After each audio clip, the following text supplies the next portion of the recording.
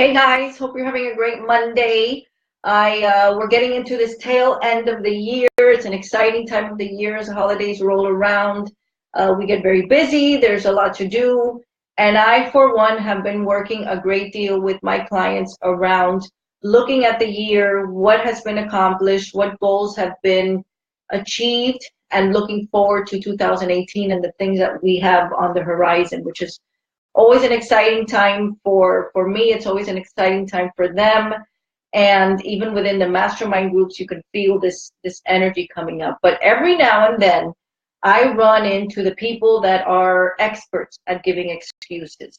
Okay, I am not a person who takes excuses lightly. I don't like them. As many of you know, people call me the accountability bitch for a reason. That's why I'm here. That's why I'm a coach. That is what makes me effective as a coach. And people end up loving that. But I wanted to talk a little bit about this, what the excuses and the whining and the comparisons have in common. I think a lot of times we can bundle them all into this pile of, holy shit, no wonder you're not getting anywhere. And I say that with all the love in the world, but there was a post that went around a couple of weeks ago. I know I shared it about this race that they were having, and it was really trying to paint a picture of the issue of eligibility. Hey, sugar, of advantages that people have in their lives. Now, I had a little bit of an issue with it because it was very black and white. Literally, they had a row of students, probably high school students, standing in a line of scrimmage, and they were going to run this race. But before they began the race, the coach had asked a series of questions. If you grew up in a two-parent home, if you grew up with a father figure, if you grew up not having to worry about where, your next meal was going to come from, if you never had to, wear hand-me-down clothes, if you grew up with a private education. And everyone who was able to answer yes to those questions was able to take two giant steps forward. And that was going to move their starting position. So for the most part, and I know what they were trying to illustrate, a lot of the children who were left at the back of the line were African American children in this scenario. Okay, the only issue that I have with that is that, with very few exceptions, I would have been at the back of that line too. I am, a white, Cuban, I don't like to say Latina, Cuban American, first generation American, very proud of it, born of exiled Cuban parents. But that really was somewhat the norm for children of newly exiled Cuban parents. We didn't have a lot of these advantages.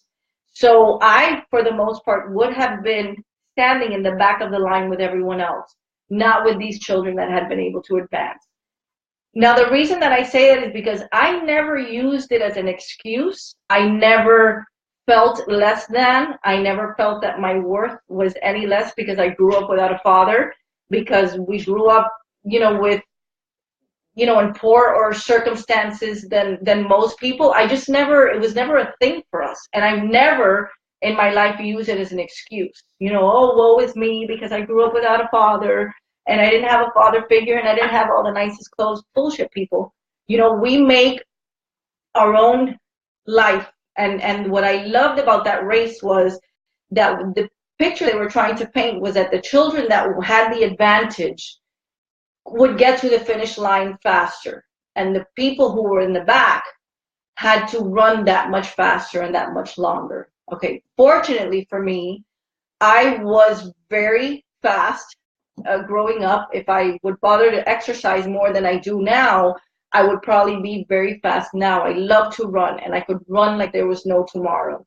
I had a very good coach in elementary school, Coach Montgomery, and many of you will remember him. He was my first mentor, the first man who believed in me. He was the first man who, and it was all in athletic ability, obviously, but he really believed in my ability to be more than what other people were seeing. And I love him for that still, even though he's passed on about 5 years ago. But the reason that I say that is because I hear people that have all these excuses. And all I hear is, excuse me, but I don't have the balls to follow my dreams. That's all I hear. I'm not saying that they are not valid, that your excuses are not valid to you, but to me, they are only excuses. That race that we run in our lives is only with ourselves. The minute that we realize that the race is only with ourselves, everything changes. And a lot of people play this comparison game, and they're looking left and they're looking right. And I remember, I don't know how many of you watched the Olympics, you know, when Michael Phelps was running one of the final races at the last Olympics.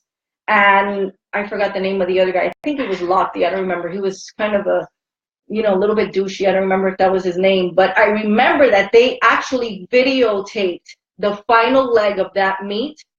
And the guy who was slated to win. I mean, he had everything within his power to beat Michael Phelps, okay, for that gold medal.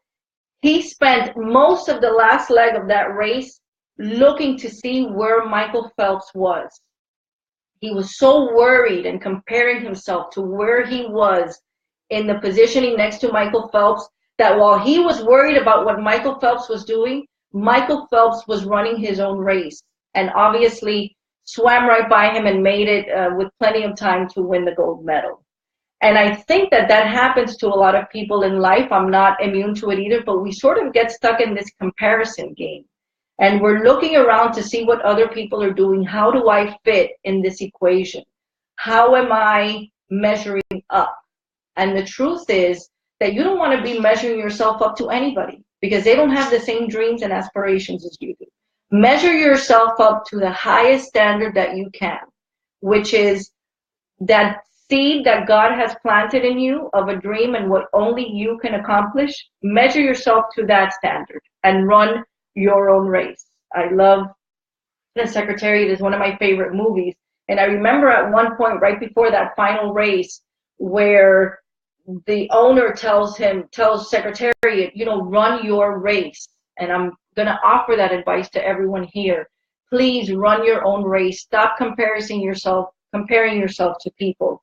Stop using excuses. The excuses that you're trying to sell everyone are only excuses that you want to hear yourself out loud. They're not doing you any good. The only thing that whining, comparison, and using excuses is doing for you is holding you back.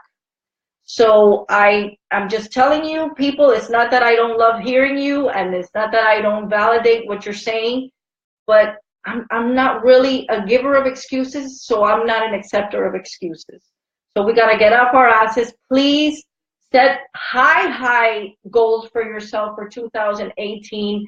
Use the remainder of this month and this beautiful holiday season to really make it a catalyst for yourself on the things that you want to do. And don't set goals here that you can expect to hit. Set goals here that you have to become that person that you are destined to become in order to achieve them. So that's my 2 cents for today, guys. Happy Monday. And speaking of Monday, a great way to know if you are running your own race.